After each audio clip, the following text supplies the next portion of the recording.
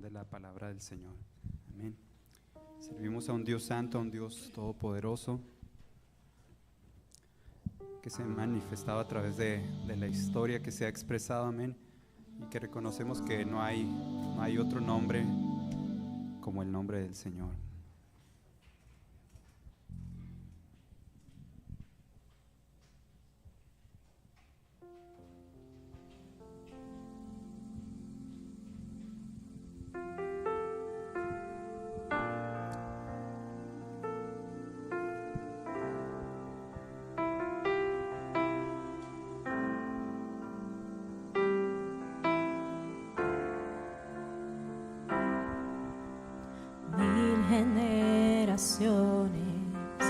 Se postran a adorarle, le cantan al Cordero que venció. Los que nos precedieron y los que en él creerán, le cantarán a aquel que ya venció.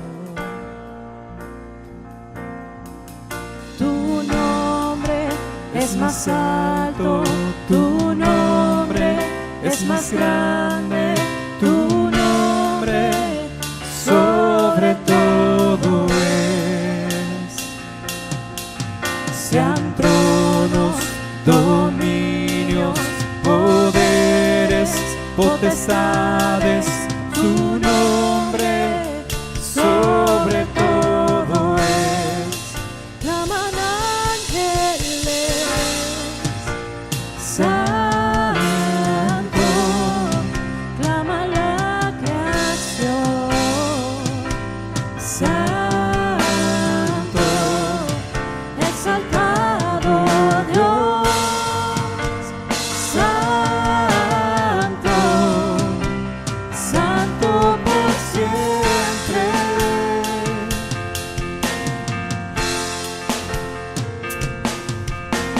Si te ha perdonado y tienes salvación, cántale al Cordero que venció.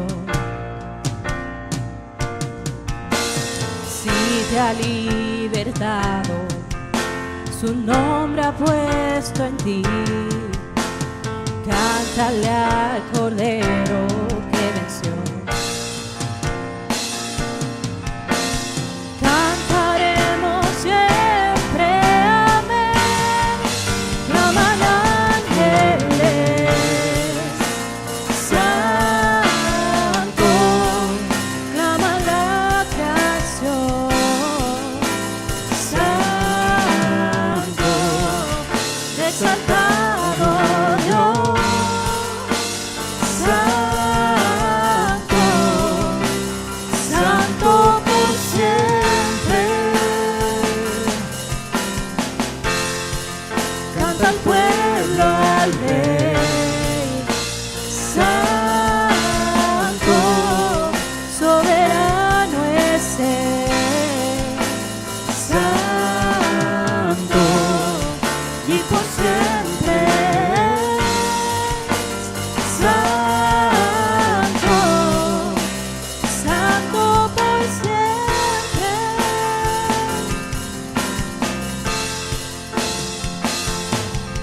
Tu nombre es más alto, tu nombre es más grande, tu nombre sobre todo es. Sean tronos, dominios, poderes, potestades, tu nombre sobre todo es. Nombre.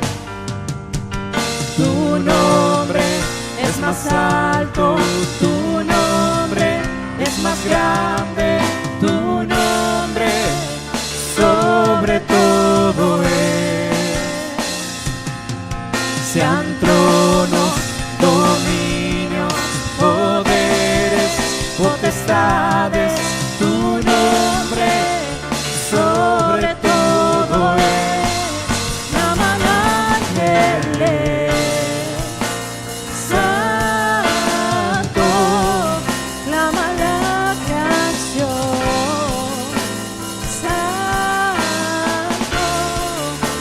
exaltado Dios,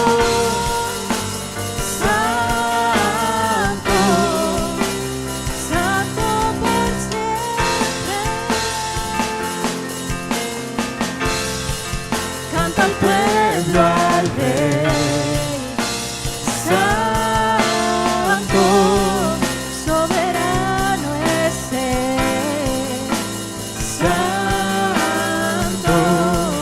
y por siempre, santo, santo por siempre, y por siempre, santo, santo por siempre. Santo, santo por siempre, amén. Bendito sea el nombre del Señor. ¿Pueden sentarse, mis hermanos? Y así vamos a estar atentos a la palabra del Señor.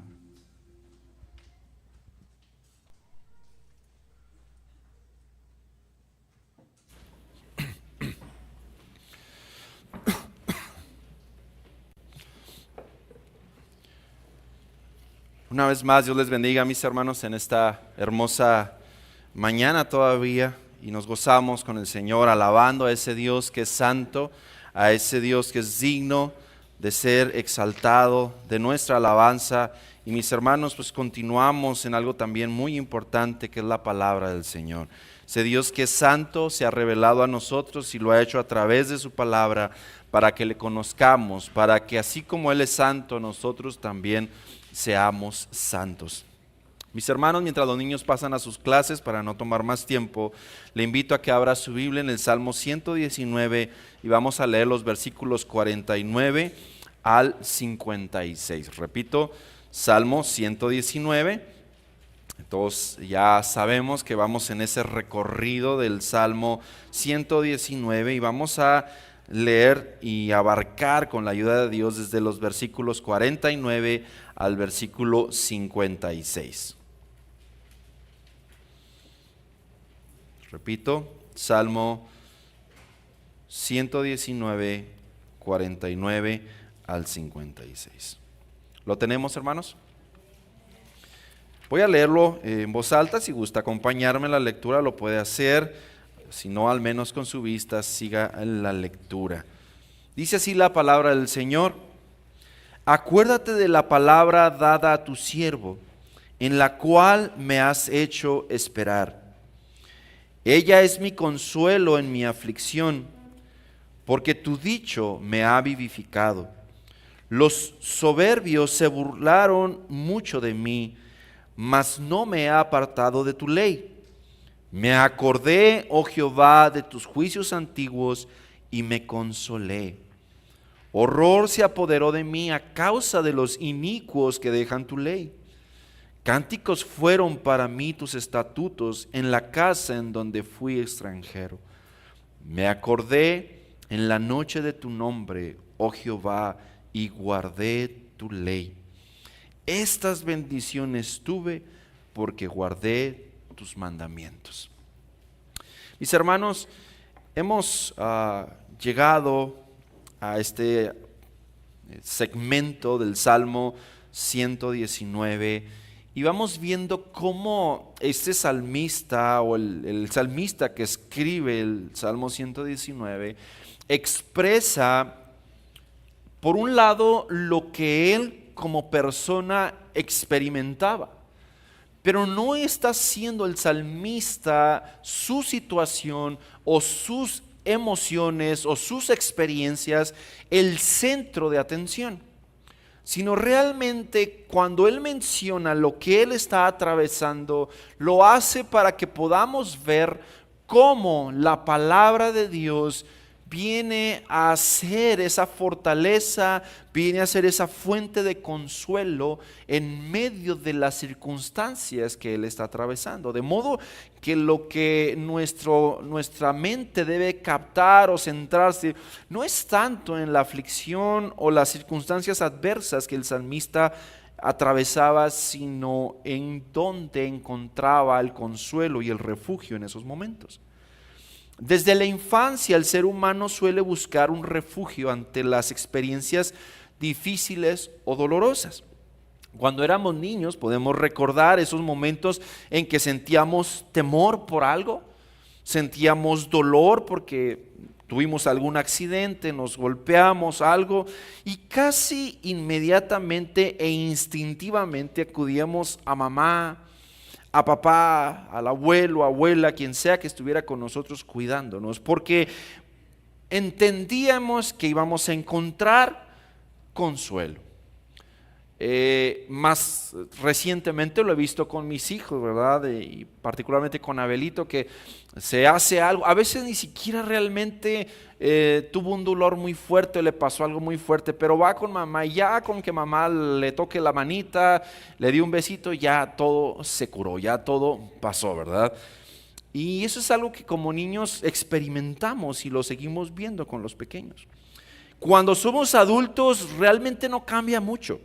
Lo único que probablemente cambia en ocasiones es dónde buscamos ese refugio o consuelo ante las adversidades o aflicciones. Pero el ser humano sigue, aún en día, siendo adulto, buscando algún consuelo, buscando fortaleza, buscando refugio en algo, ¿verdad? Ya siendo adultos, a veces el ser humano recurre a cosas pecaminosas, a cosas que realmente lejos de ayudarle y de consolarle, lo destruyen.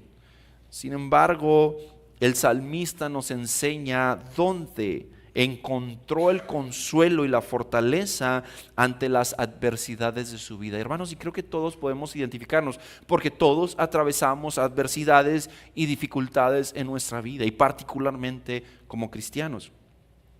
¿Dónde? La pregunta es, ¿dónde encontramos el consuelo y la fortaleza en nuestras vidas?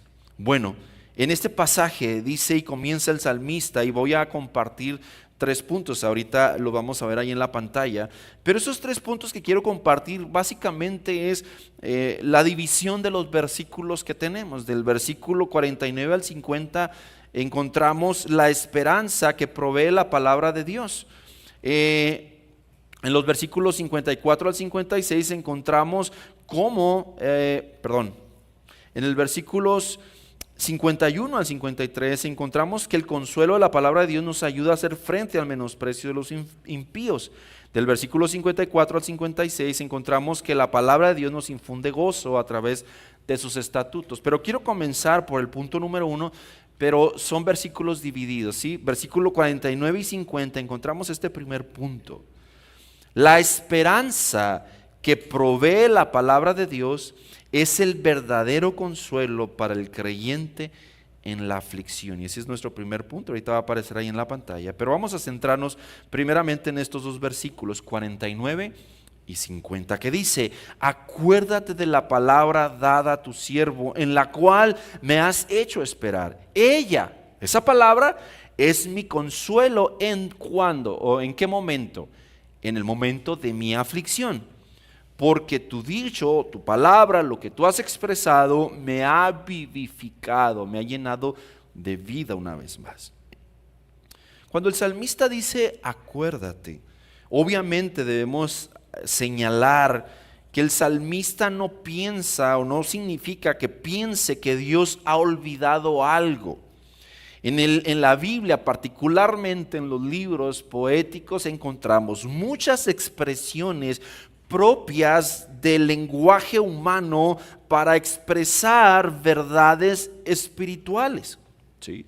Cuando el salmista dice acuérdate, no lo podemos tomar como un punto doctrinal donde dice que entonces Dios olvida las cosas y necesitamos recordárselas. No, el libro para empezar, no es un libro donde está expresando abiertamente una doctrina, sino a través de un lenguaje poético, utilizando ese lenguaje humano, esas expresiones propias del hombre, se muestran las verdades espirituales. Entonces el salmista no le está recordando a Dios. Dios conoce todas las cosas, su conocimiento es perfecto.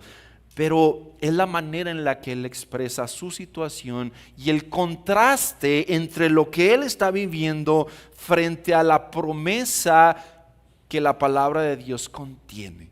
Y eso es lo que el salmista está trayendo en su oración, la promesa que Dios había dado, la palabra que Dios había dado. Algunas versiones de la Biblia, en vez de utilizar la palabra utilizan las promesas que has dado a tu siervo.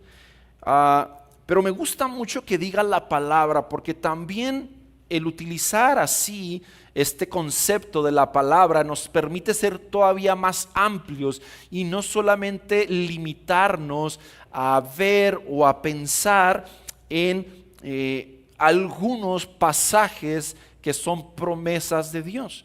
Porque lo he repetido en diferentes ocasiones, a veces nada más queremos tomar las promesas y desprendemos esa promesa de todo su contexto y no vemos que toda la palabra en sí nos provee ese consuelo. No es solo algunos versículos que contienen promesas lo que va a proveer consuelo a una persona que atraviesa una dificultad, sino toda la palabra. Dice, acuérdate de la palabra dada a tu siervo. La Biblia contiene muchas promesas, pero todo el contenido de la palabra de Dios, todo el contenido de la Biblia es la revelación de Dios y de su perfecto plan. Y note, hermanos, quiero hacer este énfasis. ¿Por qué toda la Biblia, desde Génesis hasta Apocalipsis, es una fuente de consuelo, aunque no todos los pasajes contengan una promesa en sí? Desde Génesis hasta Apocalipsis, todo el contenido de las Escrituras nos dan una esperanza que nos fortalece en todos los momentos de aflicción, de dificultad. ¿Por qué? Bueno, si pudiéramos resumir el contenido de la Biblia, hermanos, sería este. Sabemos que es la revelación de Dios, nos revela a Dios, su carácter, su voluntad. Pero el contenido, el tema general de todas las Escrituras es precisamente la redención del hombre, del ser humano, a través de Jesucristo. ¿Sí? Desde Génesis encontramos la caída, el plan de Dios, cómo se desarrolla, cómo la humanidad se hunde en el pecado, pero cómo Dios promete redención a través de ese Mesías, de Cristo. Luego encontramos el cumplimiento cuando Cristo, el Mesías, viene a redimir, y luego después encontramos toda la explicación de su obra redentora. Entonces, desde Génesis a Apocalipsis, la palabra de Dios gira alrededor de la obra redentora ejecutada por Dios a través de Jesucristo. Primero nos promete la redención, luego ejecuta la redención y luego nos explica la redención. Todo su plan redentor. Pero esa palabra redención, hermano, es clave, porque la palabra redención es la misma que nos provee esperanza, debido a que si pensamos, hermanos, en cualquiera de nuestras aflicciones, problemas, dificultades, nos vamos a encontrar con que todas ellas están relacionadas directa o indirectamente con el pecado. Si usted piensa en una enfermedad, bueno, la enfermedad es consecuencia del pecado. Si usted piensa en una injusticia, la injusticia es consecuencia del pecado. Toda aflicción, todo problema, toda situación que causa un dolor en nuestras vidas, de alguna manera está relacionada directa o indirectamente con el pecado. Ya sea por la corrupción misma que el pecado genera en nosotros y destruye, o por las consecuencias del pecado que arrastramos como humanidad, de vivir en un cuerpo que ya no es como al principio, sino que ha sido afectado por el pecado. Entonces, todas nuestras aflicciones de alguna manera, otra cosa es que Dios las utilice para nuestro bien, pero todas ellas tienen que ver de alguna manera directa o indirectamente con el pecado. Entonces, si la redención significa que a través de esa obra Dios nos libra, nos rescata del pecado, entonces si el tema de la Biblia es la redención del hombre, significa que desde Génesis a Apocalipsis, donde se nos narra el plan redentor, todo en sí mismo es una fuente de esperanza. Es una fuente de esperanza porque encontramos que Dios no es indiferente a nuestra condición o necesidad, sino que Dios muestra misericordia, gracia, amor y ha ejecutado un plan para redimirnos del pecado. Y si todo lo que causa nuestras aflicciones tiene que ver con el pecado y Dios nos redime del pecado, entonces significa que para el ser humano hay esperanza. Y si hay esperanza, hay consuelo, hay fortaleza. Por eso, hermanos, toda la Biblia, no solo algunos pasajes que contienen alguna promesa particular, sino toda la Escritura, dice el salmista: acuérdate de la palabra dada a tu siervo, en la cual me has hecho esperar, me has hecho descansar, me has hecho confiar, porque toda la palabra de Dios es en sí una fuente de esperanza. Ahora hay un pasaje, hermanos, particular que nos habla un poquito de esa esperanza y cómo esa redención trae esa esperanza. Vaya conmigo a la segunda carta del apóstol Pablo a Corintios, segunda de Corintios 4, capítulo 4, versículos 6 al 9, y luego vamos a saltar un poquito por cuestión del tiempo del 16 al 18. Y yo lo voy a leer en una versión que es Reina Valera contemporánea, va a diferir algunas palabras tal vez con su Biblia, pero es con la finalidad de que sea más claro y entendible. Pero es un pasaje que a mí me encanta porque nos hace pensar, cuando tal vez nuestra mente está llena de las aflicciones, de las tribulaciones, de las dificultades, y eso nos perturba, Pablo nos señala algo que es mucho más grande que nuestras propias aflicciones. Segunda carta a los Corintios 4, capítulo 4, versículos 6 al 9. Dice así la palabra del Señor: porque Dios, que mandó que de las tinieblas surgiera la luz, es quien brilló en nuestros corazones para que se revelara el conocimiento de la gloria de Dios en el rostro de Jesucristo. Mire qué hermoso, Dios se reveló en las tinieblas, surgió esa luz mediante la revelación del conocimiento de la gloria de Dios en el rostro de Jesucristo. En Colosenses, Pablo decía que Cristo es la manifestación, la revelación de Dios mismo. Dios se revela en Jesucristo, ¿sí? Entonces, eso es un tesoro, dice, pero tenemos este tesoro que es la revelación de Cristo Jesús en vasos de barro. Note, este es un contraste muy fuerte. Hay por un lado un tesoro invaluable. ¿Qué es ese tesoro invaluable? La revelación del conocimiento de la gloria de Dios en el rostro de Jesucristo. O sea, Cristo mismo es ese tesoro invaluable. Ese tesoro invaluable está puesto en vasos de barro. O sea, Pablo está diciendo, tenemos algo tan preciado depositado en algo que no tiene valor. Es poner algo muy valioso en algo que es tan débil. Entonces Pablo dice, hay un contraste impresionante aquí de algo que tiene mucho valor y ha sido depositado en algo que no tiene valor, en algo que es frágil, débil, que se puede quebrar en cualquier momento, y eso somos nosotros.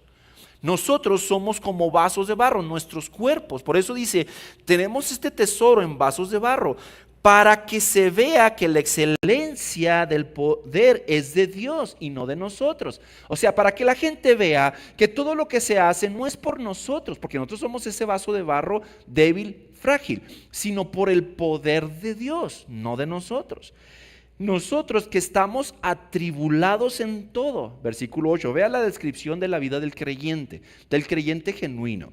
Dice, estamos atribulados en todo, pero no angustiados, en apuros, pero no desesperados, perseguidos, pero no desamparados, derribados, pero no destruidos. ¿Le suena a lo que el salmista dice en el Salmo 119? Que le pide a Dios, líbrame del oprobio, me acusan, etcétera, y habla de sus aflicciones, y le dice, él le pide a Dios que se acuerde de su palabra, porque él está en la aflicción. Bueno, Pablo dice algo similar, estamos atribulados pero no angustiados, en apuros pero no desesperados, perseguidos pero no desamparados, derribados pero no destruidos. Y luego nos saltamos al versículo 16, por lo tanto,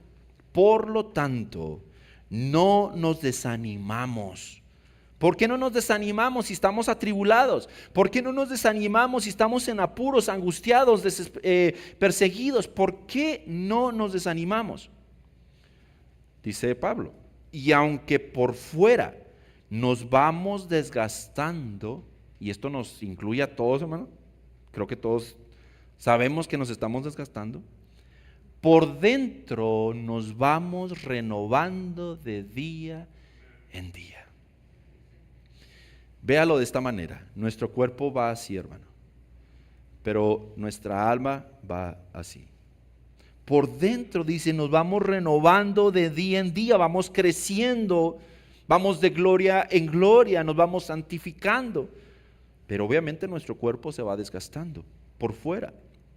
Versículo 17, porque estos sufrimientos insignificantes y momentáneos producen en nosotros una gloria cada vez más excelsa y eterna. Note, Pablo dice que nuestros sufrimientos, lo que acaba de mencionar antes, perseguidos, atribulados, todo eso, dice, esos sufrimientos son insignificantes.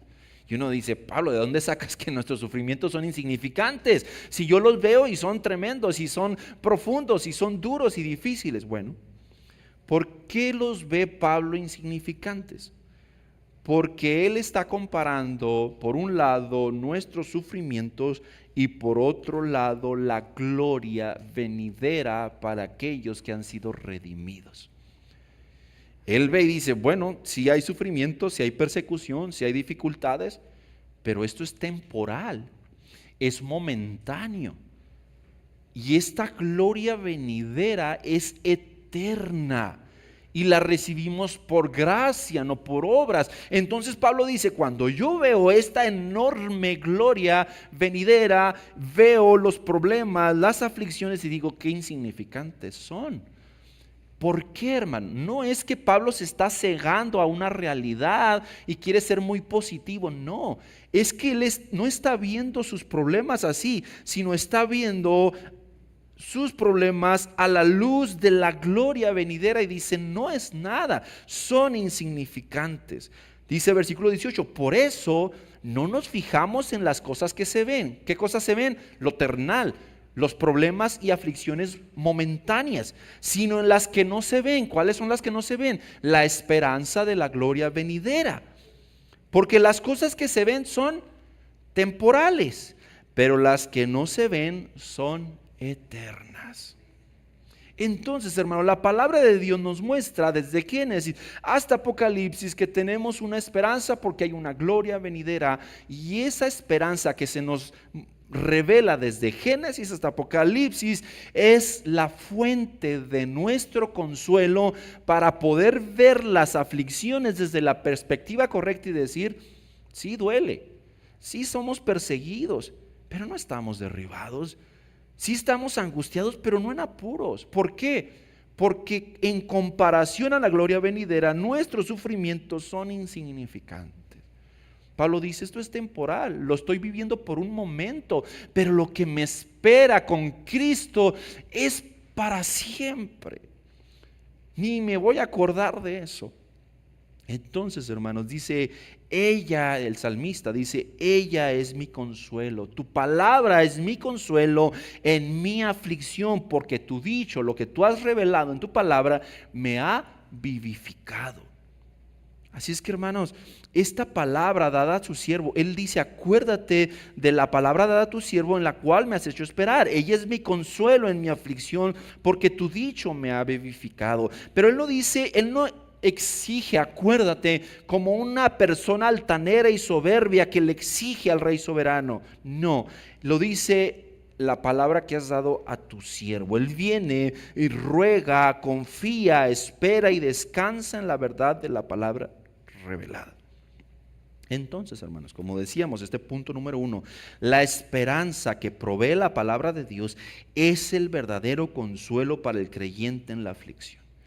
Pero repito, quería hacer ese énfasis, es toda la Escritura. Porque de pronto, hermanos, queremos acudir a la Biblia para encontrar un consuelo y queremos encontrar un versículo que diga, no te preocupes, Dios te va a sanar de esa enfermedad, y no lo vamos a encontrar. No te preocupes, Dios te va a solucionar ese problema. Hermano, la verdad es que nuestro caminar como creyentes, muchas de las aflicciones que pasamos no se van a solucionar aquí en la tierra. Hay muchas cosas que no se solucionan aquí en la tierra y debemos entenderlo, porque después tenemos una expectativa falsa, incorrecta. Hay un evangelio predicado que presume o dice que si tú eres un hijo de Dios, todo te tiene que ir bien, tienes que prosperar. Si estás enfermo es porque de seguro andas en pecado, y no es así. El creyente atraviesa por aflicciones. Jesús lo dijo claramente, y muchas de nuestras aflicciones no se van a solucionar aquí en esta tierra. Entonces, ¿cuál es la esperanza, hermanos? Si yo estaba esperando que me dijera que mi problema se va a solucionar, la esperanza que nos da la palabra de Dios es que nuestras aflicciones en este mundo son temporales, pero la gloria venidera es eterna. Todo eso va a quedar atrás, hermano. Las preocupaciones, la persecución, el aborrecimiento del mundo hacia el creyente, todo eso va a quedar atrás. Ahí es donde debe estar nuestra mirada, no en el futuro inmediato. ¿Cómo Dios va a solucionar mi problema hoy? No, vea y vea la eternidad y diga, ¿cómo voy a llegar y cómo voy a disfrutar y cómo voy a recibir aquello por gracia en la eternidad?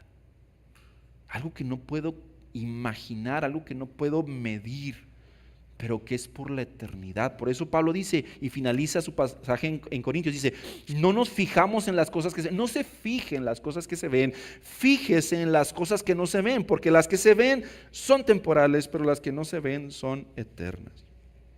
Punto número 2, el consuelo de la palabra de Dios nos ayuda a hacer frente al menosprecio de los impíos. Ahí ahora sí está ahí en la pantalla para que lo pueda notar. El consuelo de la palabra de Dios nos ayuda a hacer frente al menosprecio de los impíos. Hermano, lo ha dicho varias veces el salmista en el Salmo 119.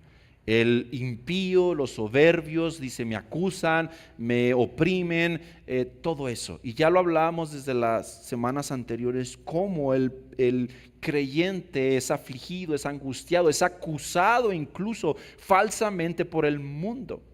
Y dábamos ejemplo la semana pasada de José, de David, de Daniel, Cristo mismo, de los discípulos. Todos han experimentado esa aflicción. Pero ante esa situación es la misma esperanza y consuelo de la palabra de Dios la que nos ayuda a hacer frente. Note lo que dicen los versículos 51 al 53. Dice, los soberbios se burlaron mucho de mí, mas no me he apartado de tu ley. Me acordé, oh Jehová, de tus juicios antiguos y me consolé. Horror se apoderó de mí a causa de los inicuos que dejan tu ley.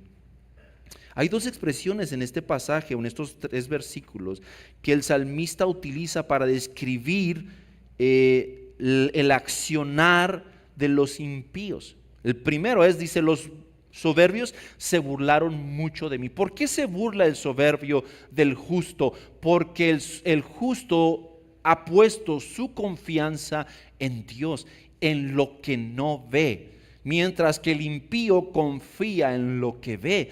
Por eso el impío se burla del justo. Y podemos ver muchos ejemplos a través de las escrituras de eso, ¿verdad? Desde Faraón, desde los enemigos del pueblo de Israel, de todo, hermanos. Incluso en el Nuevo Testamento lo vemos con los apóstoles, con los discípulos. O sea, el justo tiene puesta su confianza en lo que no ve, mientras que el impío confía en lo que ve. El salmista decía, estos confían en caballos, nosotros confiamos en nuestro Dios. ¿Cuántas veces el pueblo de Israel fue librado de manera sobrenatural por Dios mediante lo que no se ve, cuando sus enemigos contaban con muchos más recursos visibles? Pero no era por lo que se ve, sino por lo que no se ve. Sin embargo, el impío se burla del justo porque ha puesto su confianza en el Señor. ¿Qué otra manera describe el salmista, o de qué otra forma describe? Dice, el horror que experimenta al ver cómo los inicuos dejan tu ley. Dice, horror se apoderó de mí a causa de los inicuos que abandonan, dejan tu palabra. No les interesa obedecer a Dios, no les interesa la palabra de Dios, no les interesa el mensaje de salvación. Se apartan de su ley. Y todo esto, hermano, viene a afligir al justo. El justo no es insensible a lo que pasa a su alrededor. Como creyentes no somos insensibles. No decimos, bueno, mientras yo siga al Señor, allá los demás que se quemen y le pase lo que pase. No, nos duele ver la condición del mundo, hermano. Nos duele ver. Hace unos días escuchaba noticias ahorita olvidé el estado donde el aborto está permitido hasta los 9 meses. Sin ninguna restricción y acaba de aprobarse, no importa, no pasa nada, o sea, una persona puede ir el día de su parto, ese día aliviarse y ese mismo día decidir, ¿sabes qué? No, mejor no, se acabó. Antes estaba permitido, pero tenía que ser bajo una comprobación de un peligro médico o lo que sea. Ahora simplemente está libre. Y uno ve todo eso y uno no puede ser insensible. Uno dice, Señor, qué terrible. Y ese es un ejemplo de muchas cosas que podemos ver en el mundo. No somos insensibles a lo que pasa a nuestro alrededor y cómo el ser humano se aleja cada vez más de la voluntad de Dios. Sin embargo, hermanos, dice el salmista, yo no me he apartado de tu ley. Los soberbios se burlaron mucho de mí, mas no me he apartado de tu ley. Los demás se apartan, los inicuos se apartan, pero yo no me he apartado de tu ley. Todo lo contrario, dice, me acordé, oh Jehová, de tus juicios antiguos y me consolé. Al ver el accionar del mundo, al ver cómo el mundo se aleja más y vive y nos presiona, nos quiere arrastrar a su manera de vivir y a su pensamiento, se burlan del justo. El justo dice, me acordé, oh Jehová, de tus juicios antiguos y me consolé. Ellos se burlan del justo porque confía en lo que no se ve, confía en Dios, pero el justo medita, recuerda en las obras y juicios antiguos de Dios y encuentra consuelo, sabiendo que ese Dios invisible y que esa promesa, esa esperanza futura que no la vemos, es fiel, porque hemos ya visto la mano de Dios obrando a nuestro favor en el pasado. Recordamos sus justos juicios y encontramos consuelo en ello. Punto número 3, hermano, la palabra de Dios nos infunde gozo a través de sus estatutos. La palabra de Dios nos infunde gozo a través de sus estatutos. Vea cómo esto es un poco progresivo. ¿Por qué? ¿En qué sentido es progresivo? Primero, la palabra de Dios provee consuelo en medio de la aflicción. Pero no solo nos da consuelo. La palabra de Dios no solamente seca las lágrimas. La palabra de Dios infunde gozo y alegría. No solo se queda en el consuelo, sino va más allá e infunde a nuestra vida gozo y verdadera alegría, dice el versículo 54. Cánticos fueron para mí tus estatutos en la casa donde fui extranjero. Me acordé en la noche de tu nombre, oh Jehová, y guardé tu ley. Estas bendiciones tuve porque guardé tus mandamientos. Fíjese, hermanos, qué hermoso, cómo cambia un poco el tono de lo que está expresando el salmista. Y no quiere decir que él está cambiando de un estado de ánimo a otro, sino que él está recordando cómo Dios lo ha fortalecido, pero no solo lo ha fortalecido, sino que también Dios mismo lo ha llenado de gozo. No solamente Él nos libra de la angustia y nos fortalece, sino que también nos infunde gozo. Dice, canciones o cánticos fueron para mí tus estatutos en la casa en donde fui extranjero. Hermanos, somos peregrinos en este mundo. Y experimentamos la aflicción, el sufrimiento, la persecución, todo lo que hemos ya mencionado a través de nuestro peregrinaje en este mundo. Luchamos en contra del pecado, luchamos en contra del sistema pecaminoso que gobierna en nuestra sociedad, conocido como mundo. Luchamos incluso contra nuestras propias concupiscencias que nos tientan y nos llevan a alejarnos de Dios. Todo eso es una dificultad de nuestro caminar como cristianos, porque no pertenecemos a este mundo, porque somos peregrinos, pero la palabra de Dios nos da consuelo y también nos infunde gozo. Habla de cánticos, habla de canciones de alegría, como el mismo salmista en otros lugares, en otros salmos, expresaba su gozo, su alegría, su alabanza al Señor. Porque podemos estar siendo perseguidos, porque podemos estar siendo afligidos, pero no estamos en apuro, no estamos desesperados, no estamos derribados, sino que Dios es nuestra fortaleza, Dios es nuestro consuelo y su palabra nos infunde gozo, de modo que puedo cantar y alabar a Dios, sus estatutos, porque Dios ha sido conmigo. Porque Dios está conmigo y Dios me ha de sostener. Y dice, me acordé en la noche de tu nombre, oh Jehová, y guardé tu ley. Mi hermano, esta frase, quiero que vayamos a este aspecto. Cuando atravesamos una adversidad, cuando estamos en momentos difíciles donde necesitamos consuelo, repito, como lo decía en la introducción, aún siendo adultos seguimos buscando dónde podemos encontrar consuelo. El niño lo hace con papá y con mamá cuando es niño, pero cuando somos adultos, seguimos buscando dónde puedo encontrar consuelo. Usted y yo que hemos creído en Jesucristo y que conocemos a Dios, tenemos dónde encontrar ese consuelo. Pero repito, mi hermano, no se trata de ir a la palabra de Dios y buscar y querer forzar las escrituras, querer manipular la palabra de Dios para encontrar de alguna manera que Dios dice que mis problemas se van a solucionar inmediatamente, porque le estoy pidiendo a Dios y le estoy declarando o exigiendo sus promesas y que Él haga esto y que Él haga lo otro. Yo no va a ser, no voy a encontrar. Esa no es la forma en la que encuentro consuelo en el Señor. ¿Cuál es la forma? Me acordé en la noche de tu nombre. ¿Qué significa eso? Me acordé de tu nombre. Me gustaría leerlo un poquito en una versión también un tanto diferente, porque lo que está diciendo el salmista, hermanos, cuando dice me acordé, está hablando de esa meditación que el salmista tiene en los momentos o en el tiempo de descanso, donde más que de descanso, en su tiempo donde está a solas. Por eso dice me acordé en la noche, cuando ya no hay nadie, cuando estoy solo, cuando estoy en mis pensamientos meditando y reflexionando, me acordé en la noche de tu nombre, oh Jehová, y guardé tu ley. Y dice otra versión en el versículo, es el versículo número 55, dice de esta manera: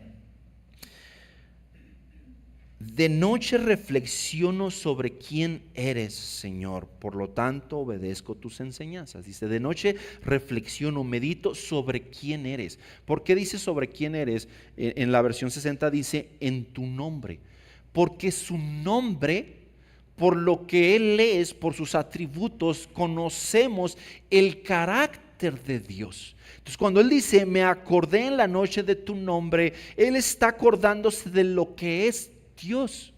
Porque el nombre, cuando estudiábamos hace más de un año, yo creo, cuando hablábamos sobre los nombres de Dios, ¿se acuerdan? Los miércoles decíamos que el nombre revela lo que somos.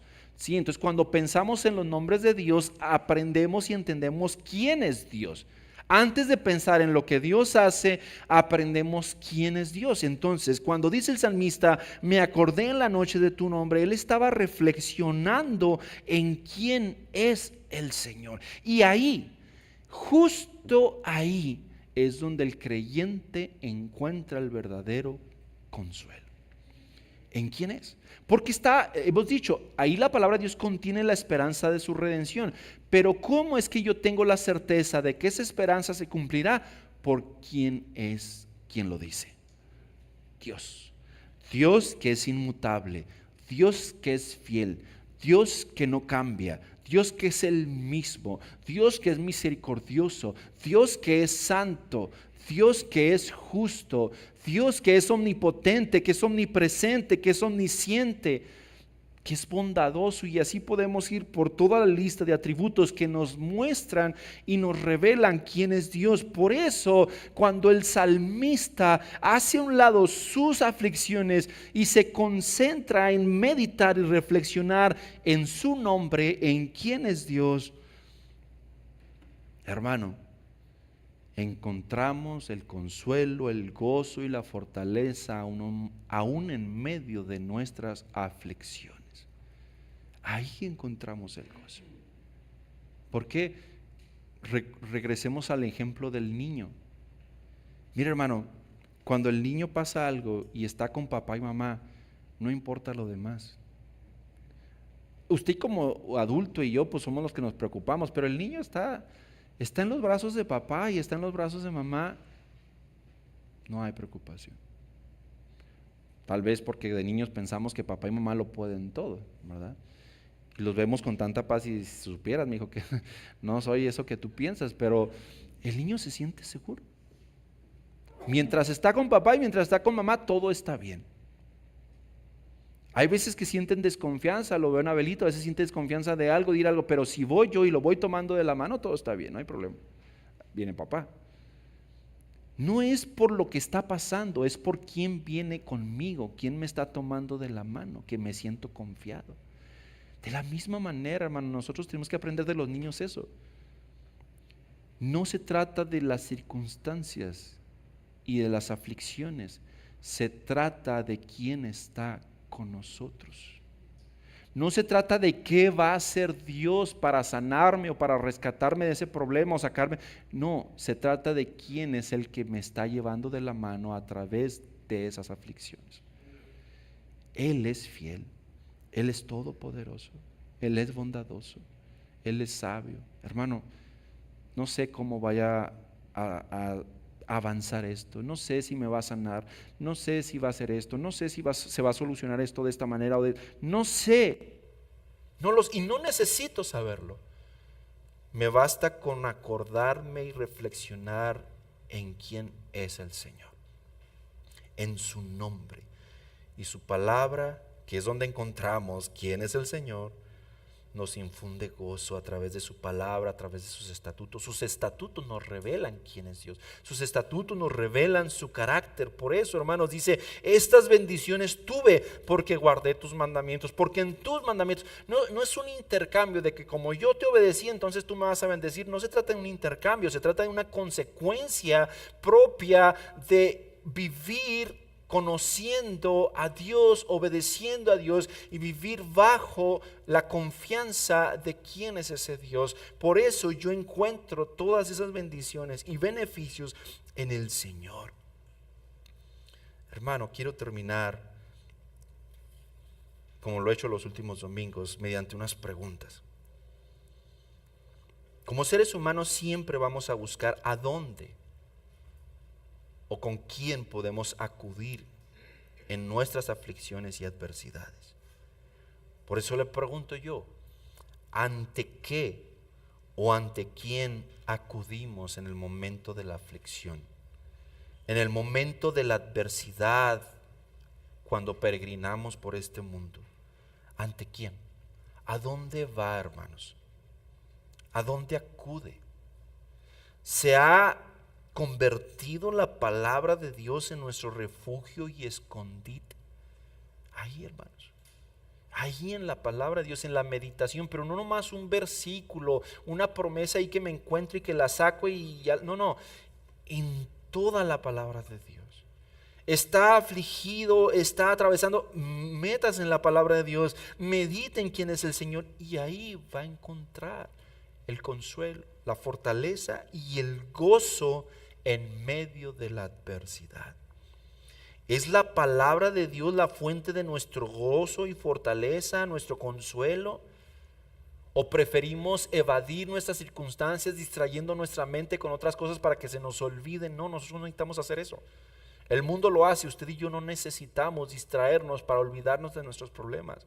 Necesitamos meditar en el Señor y acudir a su palabra para encontrar consuelo y fortaleza en cualquier circunstancia. Y no solo consuelo y fortaleza, sino también gozo en medio de nuestras aflicciones. La palabra de Dios, hermano, es todo eso para nuestra vida. En la medida que hemos avanzado por el Salmo 119, nos vamos dando cuenta qué importante es la palabra de Dios en nuestra vida. Nos instruye, nos enseña, nos corrige, nos consuela, nos llena de gozo, porque la palabra de Dios contiene el único mensaje de verdadera esperanza en Cristo Jesús para el ser humano. Ahí está todo. Ahí está todo. No hay aflicción en esta vida, en este mundo, que no pueda ser consolada a través de la palabra de Dios y de la verdad de la redención a través de Cristo Jesús. Si usted no se ha arrepentido de sus pecados, si usted no ha creído en Jesucristo, si usted no se ha reconciliado con Dios, lamento decirle que mientras no se arrepienta, usted no tiene un refugio, usted no tiene una fuente de consuelo. Usted puede intentar muchas cosas en el mundo, tratar de distraer su mente, pero no va a encontrar consuelo y refugio. ¿Quiere encontrar un verdadero consuelo y refugio? Arrepiéntase de sus pecados, crea en Jesucristo, y en Cristo, en esa redención, usted encuentra la verdad de esperanza única que se convierte en la fuente de gozo y de consuelo para nuestras vidas. Ríndase al Señor si no lo ha hecho. Demos gracias, mi Señor. Demos gracias al Señor, mis hermanos. Padre bendito, en esta hora, Señor, te damos gracias por tu palabra. Señor, no pretendemos que por ser cristianos vamos a caminar por este mundo como atravesando un valle lleno de flores, donde todo es fácil, donde todo es agradable, donde todo son buenas noticias, donde todos nos aman y somos populares. Jamás tu palabra describe un camino así.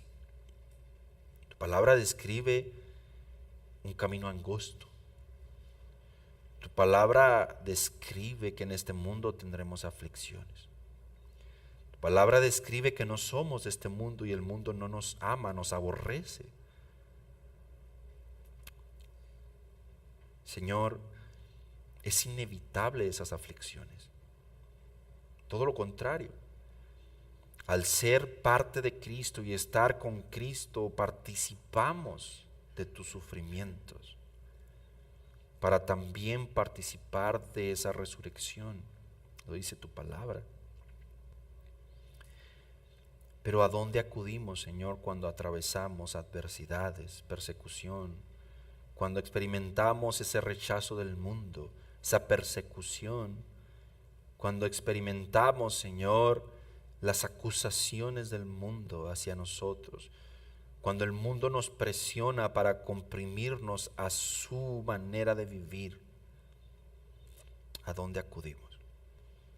¿Dónde buscamos el consuelo? Nosotros no somos como aquellos que están lejos de Dios, que no encuentran y no tienen a dónde acudir realmente. Confían en sus recursos, confían en su dinero, confían en sus contactos, confían en sus recursos porque no tienen más. Pero como decía el salmista, mi Dios está en los cielos. La gente pregunta, ¿dónde está tu Dios? Mi Dios está en los cielos. Y todo lo que quiso ha hecho, Él es soberano. Por eso ahí está mi escondite, ahí está mi refugio, ahí está mi consuelo en Dios, en su palabra, donde se revela quién es Dios. Señor, como cristianos, ayúdanos a hacer de tu palabra nuestro refugio, nuestra fuente de consuelo. ¿Qué hacemos cuando atravesamos momentos difíciles? ¿A dónde vamos? Permite que vayamos a tu palabra. Permite que hagamos de tu palabra ese lugar donde encontramos el refugio, el consuelo, la fortaleza y hasta el cántico por nuestro peregrinaje en este mundo. Como decía el salmista, cuando estuve en la casa de mi peregrinación. Que tu palabra sea esa fuente y no más, Señor, no nada más, no algo más, solo tu palabra. Te doy gracias, Señor, y te alabamos por tu palabra, en el nombre de Cristo Jesús. Amén. Amén. Mis hermanos, gracias a Dios por